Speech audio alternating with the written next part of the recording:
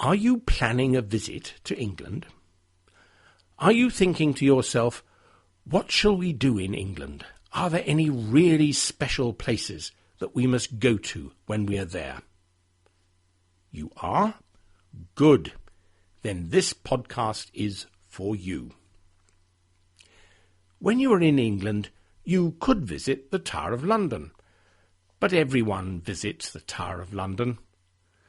Or you could spend a day in Stratford-on-Avon, where Shakespeare was born. But everyone goes to Stratford. No, England's newest tourist attraction is the M25 motorway, which is the motorway that runs in a circle around London. It is 188 kilometres long. It is Britain's busiest motorway and one of the busiest roads in Europe. A bus company in Brighton now offers coach trips round the M25, and business is brisk. It seems that lots of people like nothing more than sitting in a coach on a motorway. So let us pay £15 for our ticket and board the coach which will take us on this amazing adventure. We head north from Brighton to the motorway and then drive down the slip road. There are, of course, two possible ways that we can travel around the M25. We can turn left and travel clockwise, or we can turn right and travel anti-clockwise. Today the driver decides to take us anti-clockwise. As well as the driver, there is a guide on the coach who tells us about the interesting things we can see, things like junctions and road signs. The motorway today is busy, but not yet congested. We're a little bit disappointed by this. We hoped that we would find a traffic jam, because the M25 is famous for its traffic jams.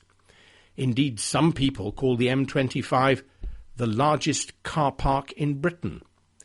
Never mind, there is still a long way to go, and maybe we will find a traffic jam later.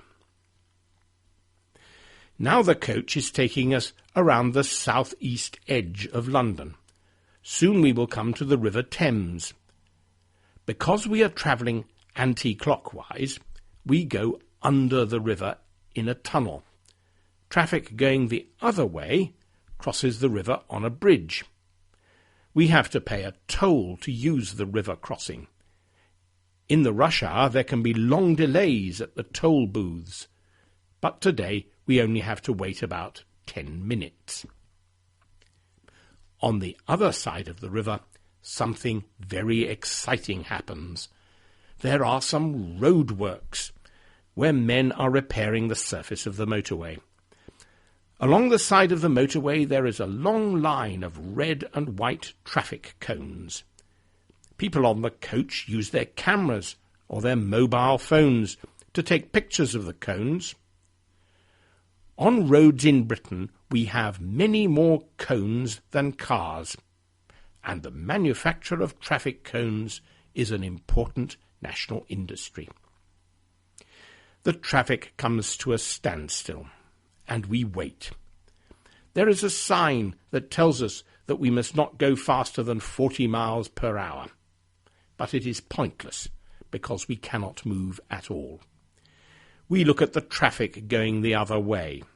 It is moving freely while we are stuck in a traffic jam. Slowly we move forward and reach the place where the road is being repaired. There is a big machine for resurfacing the road and several lorries, but strangely no one seems to be doing any work. Our guide explains that this is normal.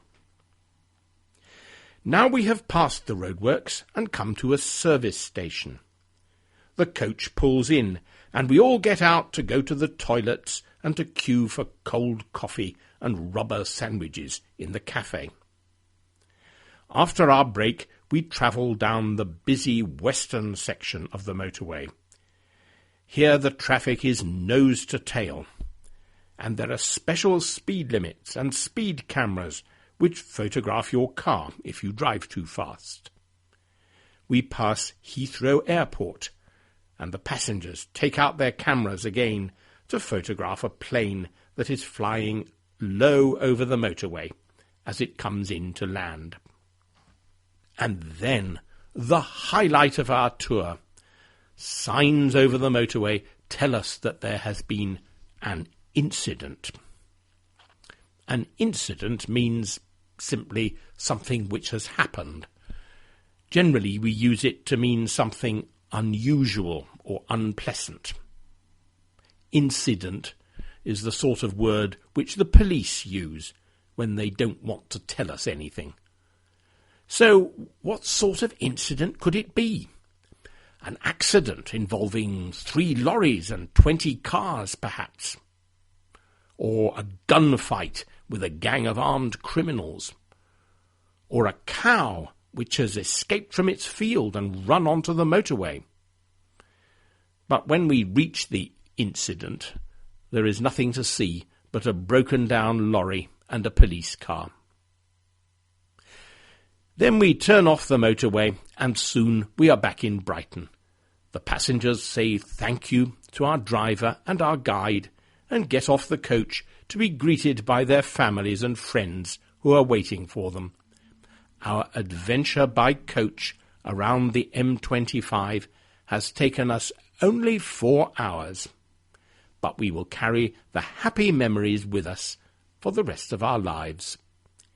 If you have an equally wonderful tourist experience in your country, why not leave a comment on the website to tell us about it? Goodbye.